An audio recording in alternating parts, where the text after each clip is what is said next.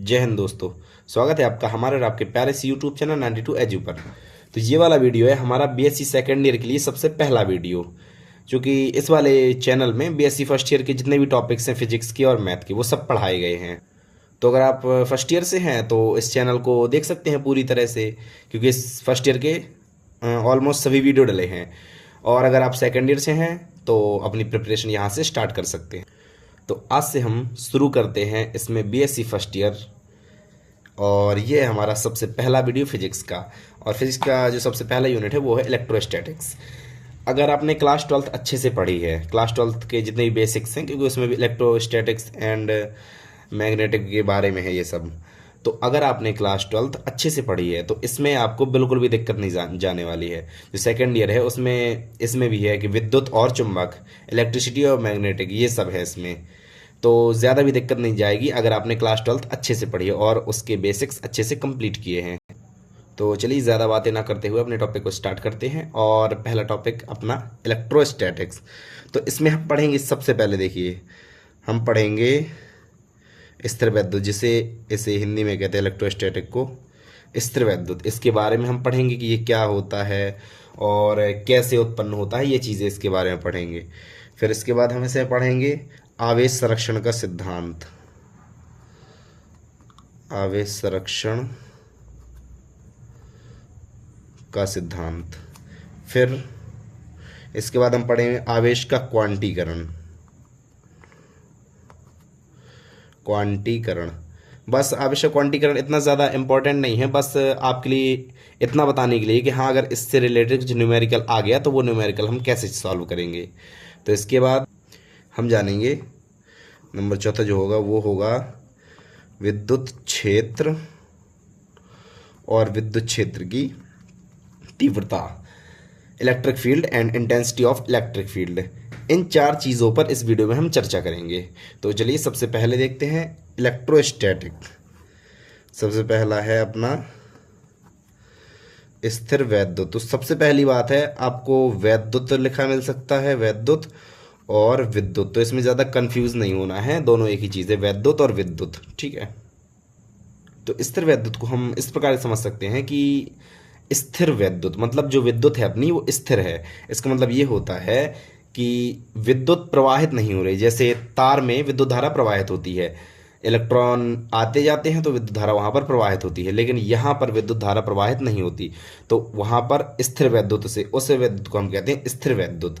अब ये उत्पन्न कैसे होती है, देखिए जैसे आपने कभी ना कभी छोटे में प्रयोग किया होगा कि जब आप कंघी को बालों से रगड़ते थे पहले छोटे में, या फिर हम छोटे में अपने पेन से रगड़ते थे बालों को, फिर उसके बाद पेन को ऐसे छोटे छोटे कागज़ के टुकड़ों के पास में ले जाएं तो वो टुकड़े थे जो पेन में चिपक जाते थे। तो छोटे में तो हम यही कहते थे कि हाँ देखो यार कितना अच्छा जादू कर लेता हूँ मैं, लेकिन अब हमें पता चला है वास्तव में कि ऐसा क्यों होता था।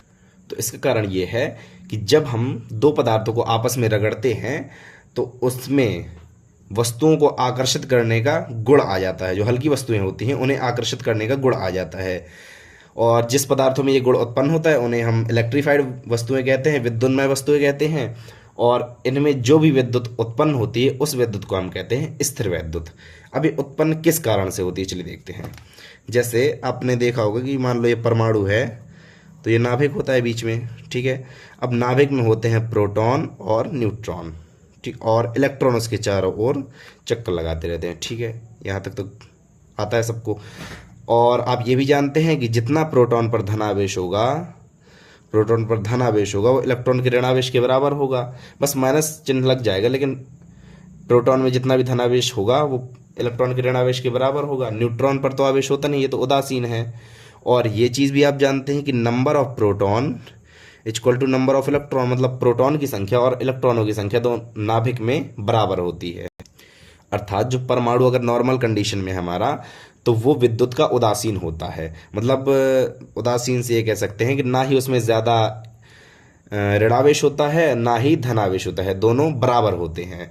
तो इसे कहते हैं अपन उदासीन होता है विद्युत का। अब जब किन्हीं दो पदार्थों को रगड़ते हैं हम, तो एक पदार्थ से इलेक्ट्रॉन निकलकर दूसरे में चले जाते हैं। ये दो पदार्थों को हमने रगड़ा तो एक से इलेक्ट्रॉन निकलकर इसमें चले गए, ठीक है। अब जब इससे इलेक्ट्रॉन निकले इससे इलेक्ट्रॉन निकले, अब देखो ज़रूरी थोड़ी ना इसी से इलेक्ट्रॉन निकले, इससे भी निकल सकता है। तो इलेक्ट्रॉन किससे निकलेगा ये कैसे पता करते हैं हम? तो जिसमें इलेक्ट्रॉन कम बंध से बंधे होते हैं, इस प्रकार से बंध, मतलब जो जैसे इसमें कोई परमाणु है तो ये अपने इलेक्ट्रॉन को ज़्यादा ताकत से पकड़े हुए है और ये अपने इलेक्ट्रॉन को कम ताकत से पकड़े हुए हैं, ये कम ताकत से ज़्यादा ताकत से पकड़े हुए हैं। अब चूंकि ये कम ताकत से पकड़े हैं अपने इलेक्ट्रॉन को, तो इसका इलेक्ट्रॉन तो छूट कर निकल जाएगा, इस तरफ आ जाएगा। और अगर इसका इलेक्ट्रॉन कम ताकत से पकड़े हैं तो इससे इलेक्ट्रॉन इसमें चला जाएगा। तो ऐसे पता करते हैं हम इलेक्ट्रॉन जाते किससे किसमें। तो हमें ऐसा नहीं बोलना चाहिए, हमें ये बोलना चाहिए कि इलेक्ट्रॉन का अभिगमन किस दिशा में होता है, हम ये अनुमान लगा सकते हैं। तो चलो ठीक है, तो इससे इलेक्ट्रॉन जो पहली वस्तु है इससे इलेक्ट्रॉन निकलकर दूसरी वस्तु में गए। अब चूंकि देखिए इसे प्रोटॉन और इलेक्ट्रॉन, मैंने बताया प्रोटॉन और इलेक्ट्रॉनों की संख्या दोनों की बराबर होती है किसी परमाणु में। तो इससे इलेक्ट्रॉन निकले, मतलब ऋणावेश जो है, जो माइनस चार्ज है वो कम हुआ। चूंकि ऋणावेश कम हुआ तो प्रोटॉन मतलब जो धनावेश है, सॉरी धनावेश है जो मतलब प्लस चार्ज है वो तो बढ़ेगा, मतलब नंबर ऑफ प्रोटॉन्स जो है वो ज़्यादा हो जाएगा नंबर ऑफ इलेक्ट्रॉन से, क्योंकि कुछ इलेक्ट्रॉन तो निकल कर चले गए हैं। अब नंबर ऑफ प्रोटॉन्स ज़्यादा हो जाएगा, इसका मतलब है कि जो चार्ज है प्लस चार्ज है वो भी ज़्यादा हो जाएगा, मतलब प्रोटॉन का जो चार्ज है वो ज़्यादा हो जाएगा। मतलब ये जो हमारी वस्तु है इलेक्ट्रॉन निकल जाने के कारण हो जाएगी धनावेशित, धनावेश इसमें ज़्यादा हो जाएंगे तो ये वस्तु हमारी धनावेशित हो जाएगी। अब चूंकि इलेक्ट्रॉन निकलकर दूसरी वस्तु में गए हैं तो इसमें इलेक्ट्रॉन बढ़ जाएंगे, प्रोटॉन तो इसमें फिक्स है ना उतने ही हैं, और इसमें इलेक्ट्रॉन और आ गए तो इलेक्ट्रॉन बढ़ गए, मतलब ये वाली वस्तु जो है वो हमारी ऋणावेशित हो गई। ठीक है, तो एग्जाम्पल के लिए जैसे हम ऐसे तो नहीं पता कर सकते कि इलेक्ट्रॉन किस से निकलकर किस में चला गया, बट कुछ प्रयोग करे गए हैं और उनसे पता चला है कि हाँ, जैसे एक प्रयोग है सबसे फेमस जो हर एग्जाम्पल में आपको, जैसे इलेक्ट्रोस्टैटिक्स के हर एग्जाम्पल में आपको यही मिलता है कि कांच को अगर हम रेशम के कपड़े से रगड़ें, रेशम के कपड़े से रगड़ें अगर हम कांच को, तो प्रयोगों में ये मिला है कि कांच के छड़ से इलेक्ट्रॉन निकल कर यहाँ आ जाते हैं, रेशम के कपड़ों में आ जाते हैं। जैसे आप कांच की छड़ को रेशम के कपड़े से रगड़ते हैं तो इलेक्ट्रॉन निकलकर कांच की छड़ से रेशम के कपड़े में आ जाते हैं। अब चूंकि कांच की छड़ से इलेक्ट्रॉन निकले हैं मतलब इसमें इलेक्ट्रॉनों की कमी हुई है और इसमें इलेक्ट्रॉन बढ़ गए हैं। चूंकि इसमें इलेक्ट्रॉन की कमी हुई है मतलब कांच की छड़ जो है वो पॉजिटिव हो गई है आपकी, और रेशम का जो कपड़ा है वो नेगेटिव हो गया है। और इसके बाद एक और फेमस एग्जाम्पल है, वो है एवोनाइट की छड़ वाला, वो भी आपको अक्सर मिल जाता है किताबों में। एवोनाइट की छड़ को हम रगड़ते हैं बिल्ली की खाल या फिर फर से, फर होता को कुछ, या फिर बिल्ली की खाल से रगड़ते हैं या फिर फर से रगड़ते हैं। तो इस कंडीशन में उल्टा होता है, फर से इलेक्ट्रॉन निकल कर आते हैं एवोनाइट की छड़ में। अब फर से इलेक्ट्रॉन निकले तो फर अपना पॉजिटिव हो जाएगा, एवोनाइट की छड़ नेगेटिव हो जाएगी। तो इससे ये हमें पता चलता है कि जो चार्ज होता है, आवेश होता है, वो दो प्रकार का होता है, एक प्लस चार्ज और एक माइनस चार्ज, मतलब धनावेश और ऋणावेश। और ये दो एग्जाम्पल हैं, जैसे स्थिर वैद्युत के लिए कह देंगे स्थिर वैद्युत समझा और एग्जाम्पल तो ये दोनों एग्जाम्पल दे दी कि हाँ देख लो। अब एक और चीज़, चूंकि इससे इलेक्ट्रॉन निकले मतलब प्लस चार्ज हो गए आ गया इसमें, और इसमें माइनस चार्ज हो गया, और इसमें जितना प्लस चार्ज आएगा उतना ही इसमें माइनस चार्ज आएगा, मतलब दोनों का जो मैग्नीट्यूड होगा वो बराबर होगा। जितना ज़्यादा प्लस चार्ज इसमें होता जाएगा उतना ही ज़्यादा उसमें माइनस चार्ज होता जाएगा। और इसी को हम कहते हैं आवेश संरक्षण का सिद्धांत, law of conservation of charge, इसी को हम कहते हैं।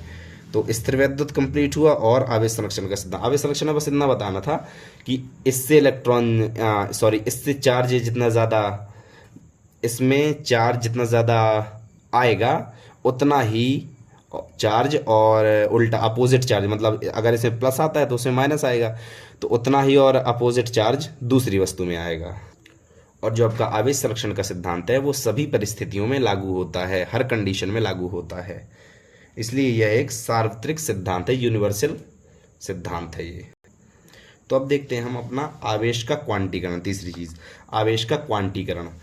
तो आवेश का क्वांटीकरण, इसके लिए एक फॉर्मूला होता है Q बराबर प्लस माइनस एन ई। बस इसमें छोटा सा ये बताना था कि अगर आपसे कह दे कि किसी पदार्थ में 4 इलेक्ट्रॉन है, मान लो 4 इलेक्ट्रॉन है, तो उस पर कितना आवेश है, बस ये चीज़ हम तो यहाँ n बराबर 4 रखो, तो Q बराबर प्लस माइनस 4e। हाँ, ये हो जाएगा आपका आंसर। अभी का मान जो भी हो मतलब 1.6 इंटू 10⁻19 ये होता है शायद, -19 होता है शायद। हाँ, बट अक्सर आपको यही चीज़ दी जाती है, Q बराबर प्लस माइनस 4e। इसी टाइप के आपको ऑप्शंस दिए जाते हैं। अब इसमें एक चीज़ होती है कि किसी भी पदार्थ पर जो Q का मान होगा वो 1.5 ई प्लस माइनस ले लो 0.9 ई, ये चीज़ नहीं हो सकता है। अब ये चीज़ क्यों नहीं हो सकता? क्योंकि भैया हम ये तो नहीं कह सकते किसी चालक पर 1.5 इलेक्ट्रॉन है, 1.5 इलेक्ट्रॉन है, ये चीज़ तो नहीं हम कह सकते ना। ये चीज़ तो नियम के खिलाफ है। हम ये कह सकते हैं हाँ 5 इलेक्ट्रॉन है, 10 इलेक्ट्रॉन है, 1 2 जितने भी हों, लेकिन 1.5 इलेक्ट्रॉन तो नहीं बोल सकते। इसलिए ये इतना आवेश किसी चालक पर नहीं हो सकता, ना ही इतना पॉइंट वाला आवेश नहीं हो सकता। अब आवेश के बारे में थोड़ी जान लेते हैं। आवेश जिसे कहते हैं चार्ज, इसके बारे में थोड़ी जान लेते हैं। अब आवेश, आवेश का ऐसा ही मात्रा की जो ऐसा यूनिट होती है इसकी, ये होती है कूलाम। कूलाम क्यू नहीं सॉरी सी, हाँ सी होता है। और एक फॉर्मूला भी होता है Q बराबर IT। मतलब आवेश को हम रिप्रेजेंट करते हैं Q से, और इसका मात्रा कूलाम होता है जिसे हम रिप्रेजेंट करते हैं C से। तो Q बराबर I इंटू टी, मतलब आवेश बराबर विद्युत धारा गुणे समय। अब चूंकि मैंने अभी बताया इलेक्ट्रॉन पर आवेश का मान होता है 1.6 इंटू 10⁻⁻19 कूलाम, इतना होता है इलेक्ट्रॉन पर आवेश। अब जैसे किसी वस्तु में इलेक्ट्रॉन की कमी होती है, मान लो किसी वस्तु में इलेक्ट्रॉन की कमी हो रही है, तो उस पर चार्ज कितना होगा? चूंकि इलेक्ट्रॉन की कमी हो रही है मतलब पॉजिटिव चार्ज बढ़ रहा है, तो उस पर चार्ज प्लस 1.6 इंटू 10⁻⁻19 कूलाम हो जाएगा। और अगर इलेक्ट्रॉन बढ़ रहे हैं तो -1.6 इंटू 10⁻⁻19 कूलाम हो जाएगा आवेश। तो ये होगी थोड़ी आवेश के बारे में चर्चा। अब इसके बाद जो मेन चीज़ है वो है विद्युत क्षेत्र और उसकी तीव्रता, इंटेंसिटी प्लस, ठीक है प्लस। विद्युत क्षेत्र और उसकी तीव्रता। सबसे पहले विद्युत क्षेत्र के बारे में देखते हैं कि विद्युत क्षेत्र क्या होता है। अब विद्युत क्षेत्र जैसे ये एरिया है, चलो मान लो, और इसमें एक आवेश रखा है बीच में। अब चूंकि आवेश रखा है तो आसपास ये एक क्षेत्र बनाएगा, मतलब जैसे हम कहते हैं कोई चुंबक रखी है, ये कोई चुंबक रखी है, अब यहाँ तक खींच लेगी, यहाँ तक की वस्तु को भी खींच लेगी, यहाँ तक की वस्तु को भी खींच लेगी। लेकिन जैसे हम यहाँ से एक चींटी बराबरी बाहर जाते हैं तो वहाँ की वस्तु को नहीं खींच पाती, मतलब उसका चुंबक का एरिया इतना कुछ हो जाएगा, चुंबक का एरिया इतना कुछ हो जाएगा, इसके बाहर वो किसी वस्तु को खींच नहीं रही है। इसी प्रकार से आवेश का काम होता है। चूँकि आवेश जैसे अलग अलग आवेश हो, प्लस माइनस हो तो एक दूसरे को अट्रैक्ट करते हैं, और माइनस माइनस हो मतलब सेम हो, जैसे प्लस प्लस या फिर माइनस माइनस, तो एक दूसरे को रिपल्स करते हैं। तो यहाँ पर मान लो जो कुछ भी आवेश हो उससे मतलब नहीं है, बट जैसे मान लो ये प्लस आवेश होता तो, और अगर यहाँ पर किनारे पर कहीं माइनस या फिर प्लस जो भी होता, चूँकि प्लस होता है तो इसे रिपल्स करता, और माइनस होता है अट्रैक्ट करता। तो जितना मतलब जहाँ तक ये अपना प्रभाव दिखाएगा, अपना इफेक्ट दिखाएगा, तो उतने क्षेत्रों कहते हैं विद्युत क्षेत्र। उसके बाहर का क्षेत्र विद्युत क्षेत्र नहीं होता, मतलब समझे। बस इस चीज़ को फील करो थोड़ी अच्छे से कि जहाँ तक उसका प्रभाव होगा, जैसे कोई प्लस आवेश मान लो माइनस आवेश है, तो यहाँ तक माइनस आवेश में हाँ बल लग रहा है, वो खींच रहा है, और यहाँ तक भी बल लग रहा है, यहाँ तक बल लग रहा है, यहाँ तक बल लग रहा है, और यहाँ से जैसे भी थोड़ी सा ही बाहर जाते हैं तो फिर बल लगना ख़त्म हो जाता है। मतलब इसका जो प्रभाव है, जो एरिया है, क्षेत्र है, अब ख़त्म हो गया है। तो यहाँ तक ही इसका क्षेत्र है, तो इसे कहते हैं अपन विद्युत क्षेत्र। मतलब किसी विद्युत आवेश के चारों ओर का वह क्षेत्र जहाँ तक विद्युत प्रभाव का अनुभव किया जा सके विद्युत क्षेत्र कहलाता है। ये होता है। और विद्युत प्रभाव में जो बल लगेगा वो आकर्षण या प्रतिकर्षण किसी भी प्रकृति का हो सकता है। तो विद्युत क्षेत्र ये होता है कि जहाँ तक एरिया हो, ठीक है। अब विद्युत क्षेत्र की तीव्रता, इंटेंसिटी ऑफ इलेक्ट्रिक फील्ड, विद्युत क्षेत्र की तीव्रता। अब ये क्या होती है, देखो अगर मान लो प्लस आवेश रखा है यहाँ पर, अब प्लस आवेश रखा है, ठीक है, और किनारे पर जो विद्युत क्षेत्र है उस क्षेत्र के अंदर ही अंदर यहाँ पर कहीं पर भी कोई एक चार्ज रखा है, तो ये जो चार्ज है ये इस पर फोर्स लगाएगा, प्लस हो अगर ये माइनस हो, कुछ भी हो। अगर प्लस होगा तो इसे रिपल्स करेगा और माइनस होगा तो इसे अट्रैक्ट करेगा। तो जितना भी ये इस पर फोर्स अप्लाई करेगा, समझ रहे हो, जितना ज़्यादा इस पर फोर्स अप्लाई करेगा उसी को कहते हैं इंटेंसिटी ऑफ इलेक्ट्रिक फील्ड। मतलब विद्युत क्षेत्र के किसी बिंदु पर विद्युत क्षेत्र की तीव्रता उस बिंदु पर रखे एकांक धनावेश पर लगने वाले बल के बराबर होती है। विद्युत क्षेत्र की तीव्रता जो होती है उस क्षेत्र में रखे एकांक धनावेश पर लगने वाले बल के बराबर होती है। एकांक धनावेश बोल दो, एकांक ऋणावेश बोल दो, या फिर परीक्षण आवेश बोल दो, कुछ भी बोल सकते हो।